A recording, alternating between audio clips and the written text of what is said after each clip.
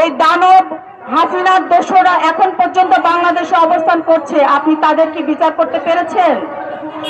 আমরা তো চাই হাসিনার নির্বাচনের আগে এই স্বৈর শাসক ফ্যাসিস্ট হাসিনার বিচার হোক। আজকে আমরা দাঁড়িয়েছি এখানে জাতীয় নির্বাচনের রোড ম্যাপ চাওয়ার জন্য। আসলে শুধুমাত্র 1 মিনিট সময় বক্তব্যে আমি এই অন্তর্বর্তীকালীন সরকারের প্রধান উপদেষ্টা এবং বিশেষ দায়িত্বে যারা উপদেষ্টা মণ্ডলীর সদস্যরা রয়েছেন তাদের উদ্দেশ্যে শুধু একটি কথা বলতে চাই, আপনাদেরকে ভুলে গেলে চলবে না।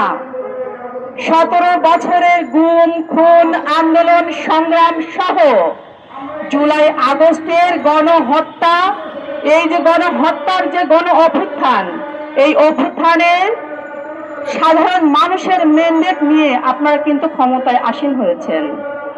আপনাদেরকে মনে রাখতে হবে আপনাদের প্রধান লক্ষ্য হওয়া উচিত একটি গণতন্ত্র প্রতিষ্ঠা করা, আর সেই গণতন্ত্র প্রতিষ্ঠার মূল মন্ত্রই হচ্ছে নির্বাচন। আমরা দীর্ঘ বছর নির্বাচন থেকে বাংলাদেশের মানুষ বঞ্চিত ছিলাম। আজকের উপদেষ্টা মণ্ডলীর সদস্য আসিফ নজরুল সাহেব, আপনি আইন মন্ত্রণালয়ের দায়িত্বে আছেন। আপনার কাছে আমাদের অনেক অজস্র প্রশ্ন। আপনি এখন পর্যন্ত শেখ হাসিনা যে পালিয়ে গিয়েছে, শেখ হাসিনার অজস্র দোসর, এই দানব হাসিনার দোসররা এখন পর্যন্ত বাংলাদেশে অবস্থান করছে, আপনি তাদের কি বিচার করতে পেরেছেন?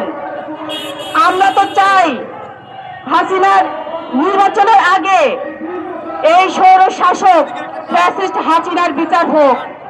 অজস্র যে আমরা ভাইদেরকে হারিয়েছি, গুম করা হয়েছে, খুন করা হয়েছে, গণহত্যা করা হয়েছে জুলাই আগস্টে, তাদের সঠিক আইনের আওতায় নিয়ে এসে তাদের বিচারের দাবিতে আমরা এখানে দাঁড়িয়েছি। তাদের সঠিক বিচার করা হোক।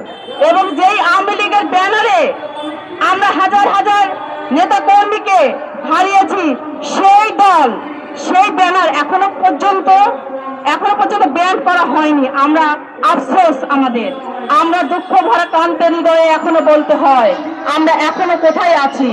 আমরা এই অন্তর্বর্তী সরকারের কাছে আমাদের অনেক প্রত্যাশা, সেই প্রত্যাশা এখন পর্যন্ত আমরা কোনো কিছু দেখতে পাচ্ছি না।